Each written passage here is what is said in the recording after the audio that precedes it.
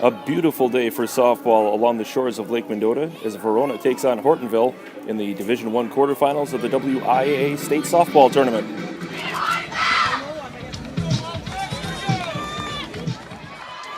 Verona trying to start something in the top of the first with 1 on and 2 outs, but B. Keeley lost a fly ball to left, and that ends the threat. Polar Bears try to put a charge in the game in their half of the first inning, but Katie Eulenbrock has her fly ball to center, corralled by Heather Rudnicki. Verona resorting to small ball trying to put runs on the board. Here Nicole Neitzel reaches on a Hortonville error, allowing Leslie Bonsoff to go around to third. But the Wildcats have trouble putting down the bunt, fouling one off here, and then popping out for the final out of the second. The things we did so well against La Follette a couple weeks ago, or a week ago, is what we didn't do today. We didn't bunt. And primarily that, if we get some bunts down, I may be wrong about this, I feel like we stranded 5 in the first 3 innings, and then they get 3 runs. Not right away, though, thanks to some great fielding, like Bailey Bisker's stab of this liner. Or how about Neitzel throwing out Lexi Kampscher for the 3rd out of the 2nd inning.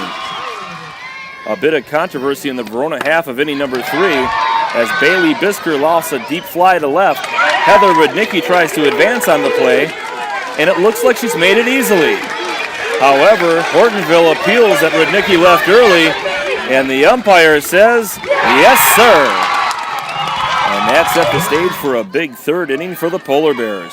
It started when shortstop Corey Keys wasn't looking as Emma Ray tried to gun down the lead runner on a chopper back to the circle. It continued as Jordan Brennan lined a single off the glove of B. Keeley at 3rd, and suddenly the bases were loaded. Hortonville pushes across its first run as Allie Fox grounds out to 2nd, allowing pinch runner Megan Chasner to score. If we execute the bunt, we play a little bit better defense. We had a couple defensive miscues. We had the start of a potential double play, which should have at least gotten us an out. Right. It didn't, and turned into 2 on, no outs. That turns into the big inning for them. And Verona finally gets out of it when Caitlin Horning pops out to Stephanie Kurlick, but by then the damage was done. That's basically what we tell them. Anytime there's a little bit of something there, we got to take advantage of it. We practice that all the time. That if there's a little bit of an opening, we try to take advantage of it because, like, they're a fast team. We can see that, and we're kind of a little bit of the same thing too. So, anytime there's a little bit of opening, hopefully we can take it. And what are your thoughts? Verona hit a lot of balls right at Hortonville, especially in the 4th. Shannon Whitmus popped out for the 2nd out of the inning, and then Corey Keys hit a deep fly ball to left, but that was no problem for Lexi Kampscher to end the inning. Verona's only run of the game came in the 6th inning after Emma Ray singled, advancing Bailey Bisker to 3rd. Senior B. Keeley follows with a safety squeeze, and Bisker not only avoids the tag, but slides in around catcher Amanda Van Handel. After some debate among the umpires, the run will stand, and Verona cuts the deficit to 3-1.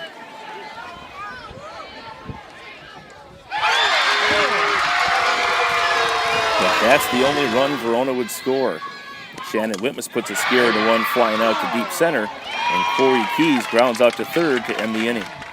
The Polar Bears tack on a pair of insurance runs in the 6th as Verona throws wild on a Kenzie Calowitz bunt, allowing Katie Eulenbrock to score from 3rd. After Lexi Kampscher walks to load the bases, Hebner reaches on a fielder's choice, allowing Horning to score. Verona gets a base runner in the top half of the 7th inning as Leslie Bonsoff reaches on an error by Allie Fox at 2nd. But Hortonville pitcher Sammy Sullivan gets Stephanie Kurlick and Heather Rudnicki to foul out to 3rd baseman Jordan Brennan, and the Polar Bears are off to the semifinals. Verona ends the year 22-3. Some delay errors. Those are some routine plays, and I know that all those girls can make those plays, but today things just didn't go out. to make the good luck valuable, you have to make the regular plays, and we didn't do that.